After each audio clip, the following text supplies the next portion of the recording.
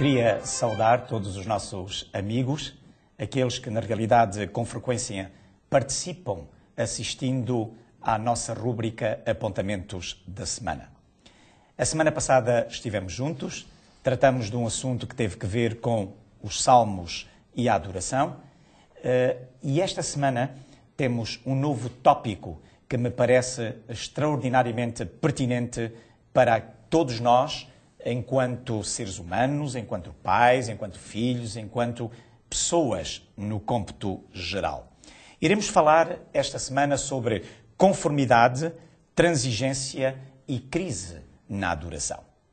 Temos connosco aqueles que são já do vosso conhecimento, o pastor Jorge Machado e a doutora Isabel Ruivo. Olá. Olá, é com muito prazer estar aqui. É bom saber isso, meus prezados amigos. Isso é fundamental. Portanto, vamos então dar início à reflexão, porque este é um momento de reflexão deste tópico desta semana. Iria começar pelo pastor Jorge Machado. Portanto, pastor Jorge, não haja dúvida de que começava já com uma pergunta que me parece extraordinariamente necessária, não somente para nós que fazemos parte deste painel, mas também para as pessoas que nos estão a ouvir e a ver. Sem dúvida nenhuma que pelas Sagradas Escrituras, quem estuda a Bíblia, nós ficamos com a ideia concreta de que existe algo, ou pode existir algo, que tem como objetivo, digamos, ou que possa, se queremos, enfraquecer ou debilitar, digamos, o relacionamento entre Deus e o homem, no que diz respeito à adoração. De facto, essa causa, ela está identificada. Era bom nós, neste momento, podermos falar um pouco sobre essa causa e quais os obstáculos que essa causa pode criar, pode levantar, digamos, a uma postura de verdadeira adoração.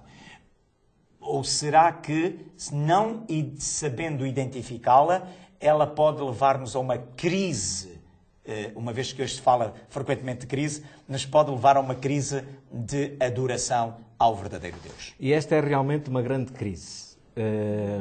E é necessário identificar, porque se não conseguimos identificar, não conseguimos resolver o problema. E eu penso que em todos os males isto deve começar por aí.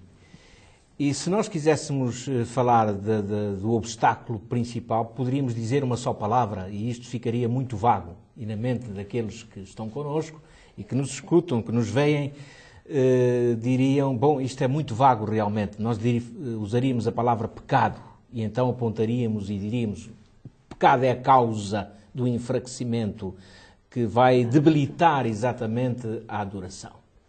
Deus não põe nenhum obstáculo ao homem, mas o homem cria muitos obstáculos no seu relacionamento com Deus. E quando nós vimos, por exemplo, no último programa, nos apontamentos da semana passada, e falávamos do salmista, nós vemos ali a necessidade de um reconhecimento. Reconhecimento porquê? Porque ele identifica o problema. E como identifica o problema, ele agora não o esconde, ele o revela. Não é porque Deus não saiba, mas porque há necessidade de o reconhecer. E a melhor forma de reconhecermos isto é falando do que se passa. Isso chama-se aquilo que é o expurgar da alma, se quisermos usar esta palavra, que poderá parecer complicada, mas é a realidade. Eu diria que esta é uma questão da natureza humana, é que nós nascemos com uma natureza caída e mantemos essa natureza connosco num ambiente também que se vai corrompendo. E, naturalmente, recebemos aqui uma carga de influência em nossa vida que depois vai entrar em conflito com o bem, em conflito com o próprio Deus, ou com a natureza de Deus.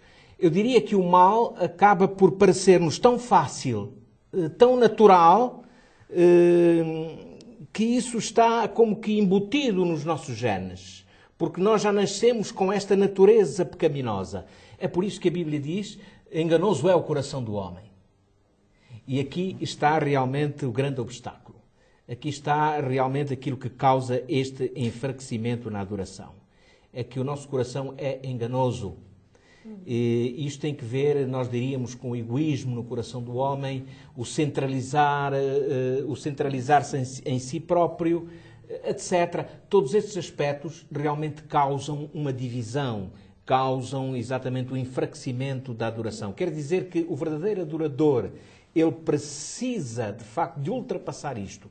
E voltamos ao princípio, não há forma de ultrapassar sem esta noção, sem este reconhecimento, sem esta necessidade de reconhecer que o mal existe e que está lá. Por aquilo que eu estou, então, a entender e a perceber, Dr. Isabel Ruivo, dá a sensação de que nós aqui poderíamos dizer que estamos perante um dado, que é a ideia de, no nosso genoma humano, dá a sensação de que nós trazemos um gene invisível com milhões de anos, não é? Entre aspas, não é? Aliás, eu tenho comigo aqui em cima da mesa, e quero mostrar aos nossos amigos, um livro muito interessante, interessante logo pelo seu título, que é O Deus das Moscas, de William Golding. Aliás, William Golding, ele foi Prémio Nobel de Literatura em 1983. Doutora Isabel, portanto, baseado um bocadinho naquilo que o pastor Jorge acabou de dizer, tendo em consideração também aquilo que este autor desenvolve no conteúdo do seu livro, será que, na realidade, esta ideia do gene invisível, crianças, porque pode existir muito aquela ideia de que, bom, as crianças são inocentes, não é verdade? Desenvolva um bocadinho esta questão, porque parece-me pertinente e parece-me necessária nesta altura tão importante, até porque há pais que nos estão a acompanhar, há filhos que lá estão em casa, todos nós que estamos aqui também somos pais e vivemos esta questão, digamos, muito fortemente. É assim, esse livro que referiu, O Deus das Moscas, que também é reconhecido por algumas traduções por Senhor das Moscas, eu li-o há alguns anos e acredito que fiquei extremamente chocada, porque em linguagem cristã falamos no pecado, não é? E parece que a linguagem é só dentro da igreja, dentro das igrejas que se fala nesta linguagem de pecado e, portanto, a origem do mal está no pecado. E quando fala de igreja está a falar de uma forma genérica, não é? Enquanto cristãos, exatamente. Quando usamos o termo pecado, achamos, lá vem aquele diálogo de igreja. É um termo religioso. Exatamente. E o que é curioso, muito... e o pastor Júlio aconselhava a ler esse livro, não tem nada de cristão, e por isso ele é assustador, digamos assim, permita-me usar esta palavra muito redutora, mas foi a sensação que tive há uns anos quando li, perceber que um homem, que não tem aqui nada a ver com religião, consegue descrever a natureza humana desta forma tão cruel, porque ela é realmente real. Nós nascemos com esse tal gene invisível, se quisermos dizer assim, que tem milhões de anos, enfim, que está dentro de nós, e a nossa natureza é realmente pecaminosa. E esse livro descreve um grupo de jovens que são deixados numa ilha deserta. Há um avião que cai onde eles estão a viajar, portanto, há um acidente e eles ficam ali isolados.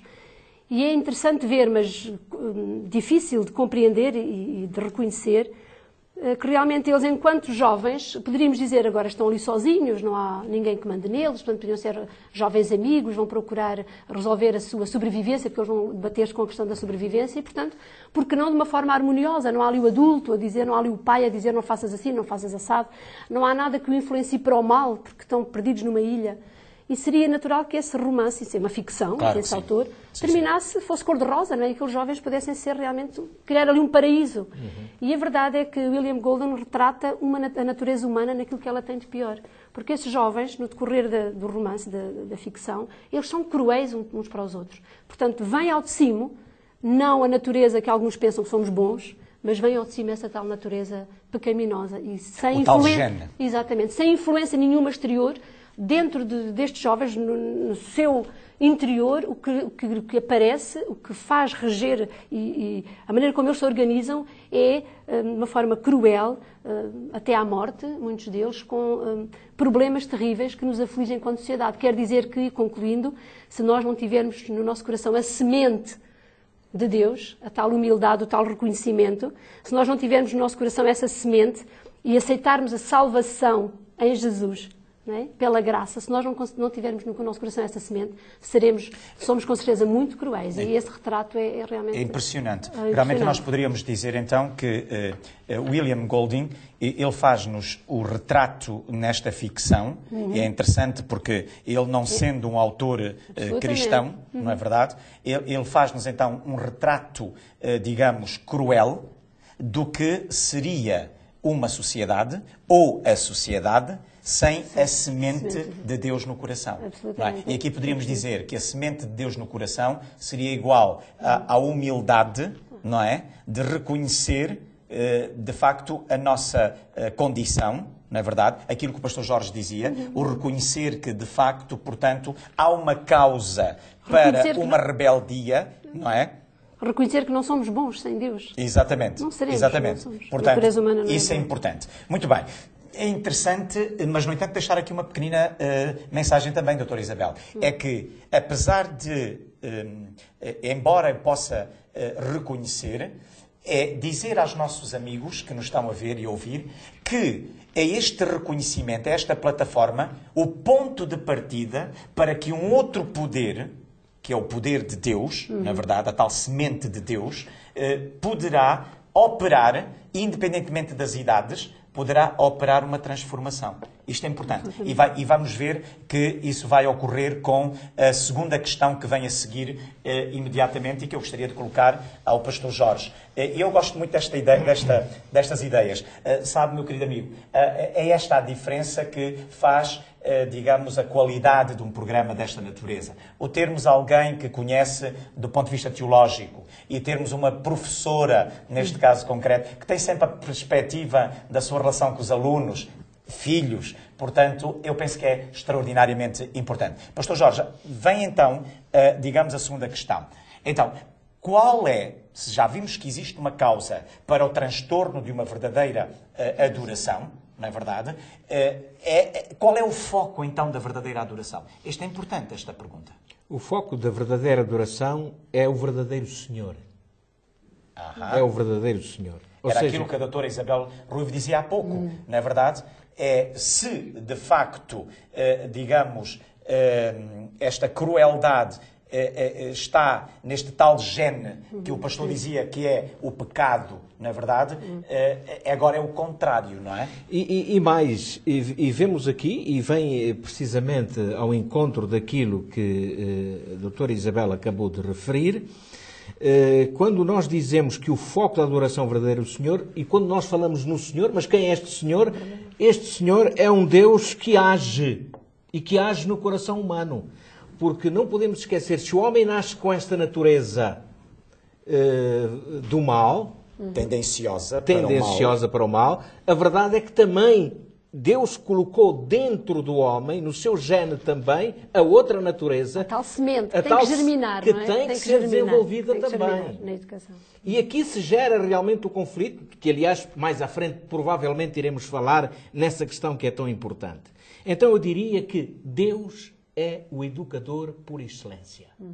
Ele é o educador por excelência. E a palavra de Deus, a Bíblia Sagrada, é o seu compêndio. Daí a nossa necessidade, de facto, de buscarmos a palavra de Deus e nós perguntamos para que serve a Bíblia. E lá está, a Bíblia é proveitosa para ensinar, para corrigir, para instruir na justiça, para que o homem seja perfeito e perfeitamente instruído para toda a boa obra. Portanto, aqui está a ação divina intervindo no homem, desenvolvendo esse tal gene do bem que também existe. Como elemento educativo. Como elemento educativo, para desenvolver o homem, digamos, levando a uma outra dimensão, levando a uma outra estrutura. Interessante. Então, quer dizer, doutora Isabel, continuando neste paralelismo, entre aspas, ao contrário de que muitas vezes nós podemos pensar, até como pais cristãos, porque de certeza que há muitas pessoas que nos estão a ouvir e ver e que são cristãos e que são pais e que vivem com esta preocupação e que vivem com este drama, não é? Então quer dizer que eu perguntaria, então a educação deve ser severa? Deve ser uma educação intransigente para que nós possamos vir a ter homens e mulheres retos numa sociedade? É isto que nós podemos entender, portanto? Ou há aqui algo que era importante de transmitir, digamos, a cada pai e a cada mãe que nos estão a ouvir e a cada filho também que nos estão a ouvir? Vamos partir deste princípio. O homem, por natureza, é mau, não é? Se não tiver... Mas tem, permitam-me melhor dizendo, tem esta semente de Deus no seu coração. E como semente precisa de ser germinada, precisa de ser cuidada. Vamos encarar esta capacidade de germinar desta semente do bem através da educação. Então a nossa educação tem que ser inteligente, não deve ser nem muito prepotente, nem prepotente, não há aqui o muito prepotente, ou é prepotente ou não é, nem prepotente nem permissiva. Como Deus. Muito bem, deve ser uma educação inteligente. E inteligente vai permitir que esta semente do bem, no coração de cada criança, pensemos assim, cada adulto, e cada ser humano, se predispõe a deixar crescer em si essa semente do bem, porque sabemos que há adultos que podem ter uma vida, enfim, com muitos problemas ao longo da sua vida e, a certa altura, dizem, meu Deus, aceitam este Deus Salvador, este Deus Redentor, e também podem proceder a este desenvolvimento, a esta semente, digamos assim, do bem. E, portanto, eu diria que, sim, devemos ter uma atitude inteligente para com os nossos filhos, tendo consciência que esta semente do bem se desenvolve através de uma educação que deve ser intransigente com aquilo que são os valores morais de família e enquanto cristãos.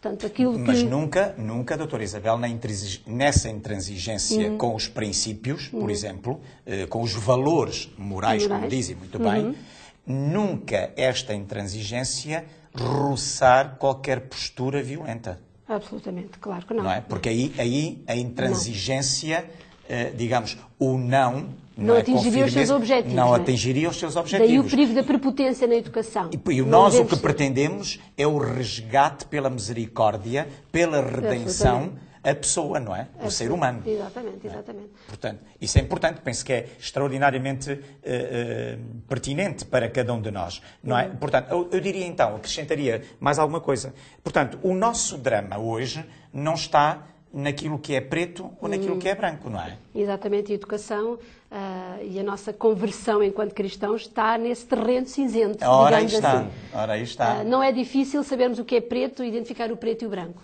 Onde está a fronteira, não é? Pronto, exatamente. Também na educação não é difícil saber o que se deve e o que não se deve fazer. É depois nas pequenas permissões, nas pequenas condescendências, permitirmos que o nosso crescimento, quer ele seja físico, se pensarmos nas crianças, quer ele seja espiritual, se pensarmos a este nível, para que o nosso crescimento seja realmente importante. O perigo está nesse terreno, nas pequenas condescendências, não é? Com os valores. E aí que demanda sincera sabedoria de cada um de nós.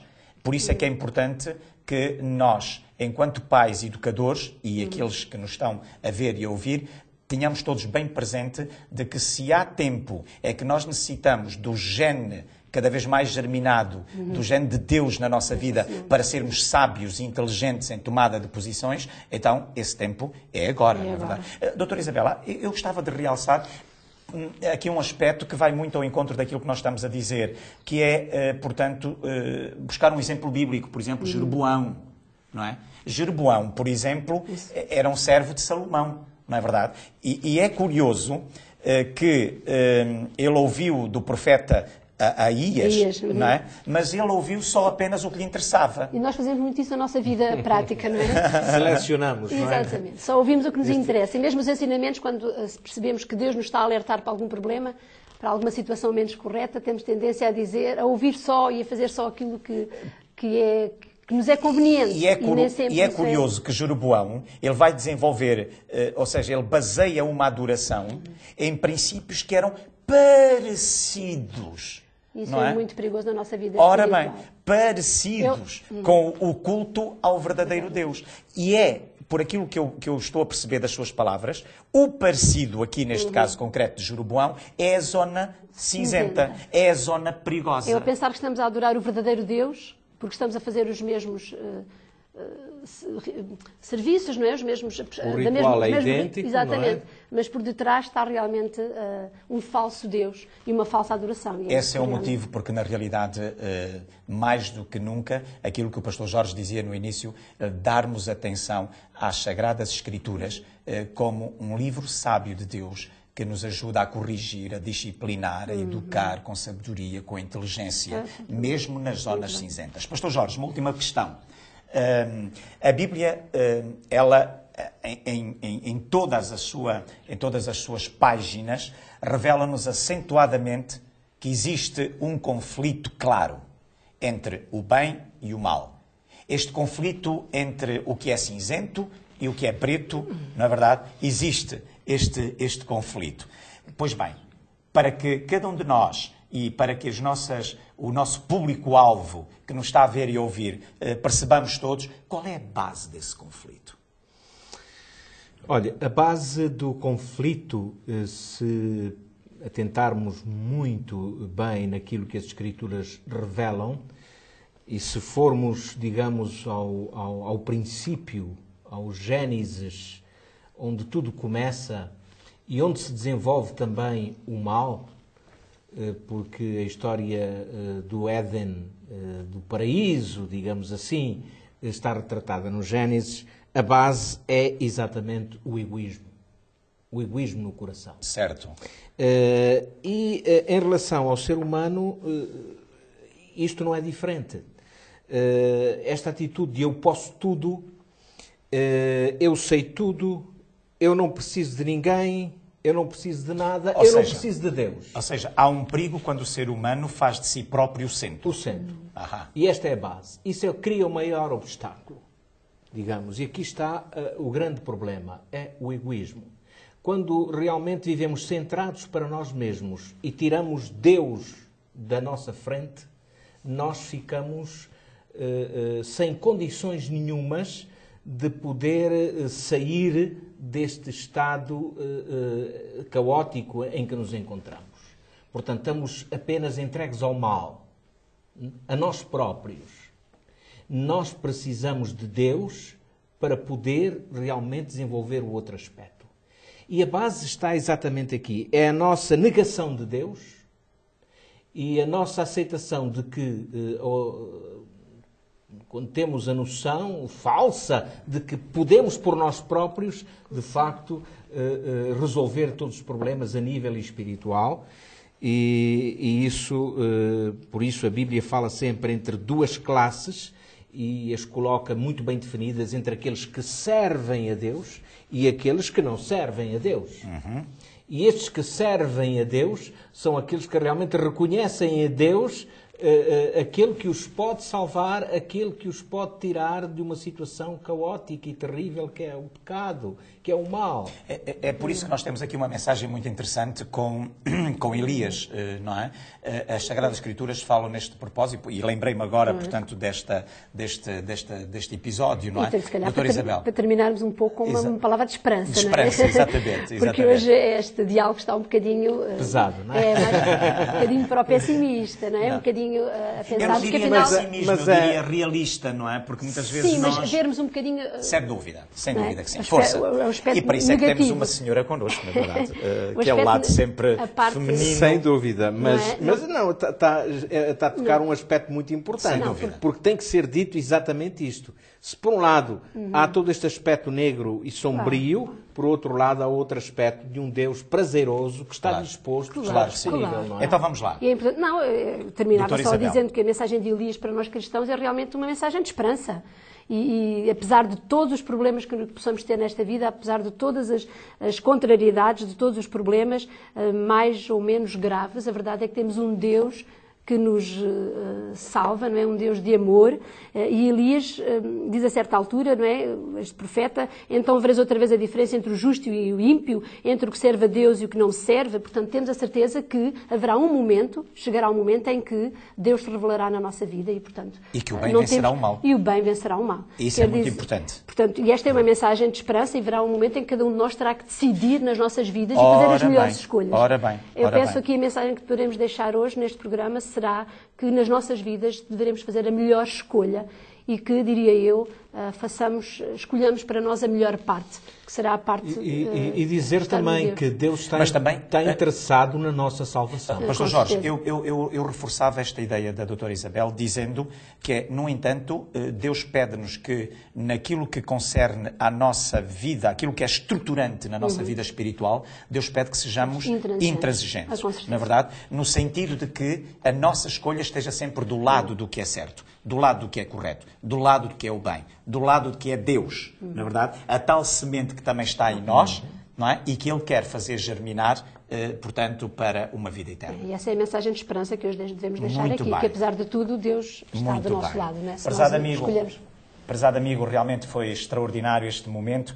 Hoje foi um bocadinho mais longo, mas eu tenho a certeza que, para si, o longo não foi sinónimo de ser pesado. Quisemos tratar este tema, este assunto, o mais simples possível.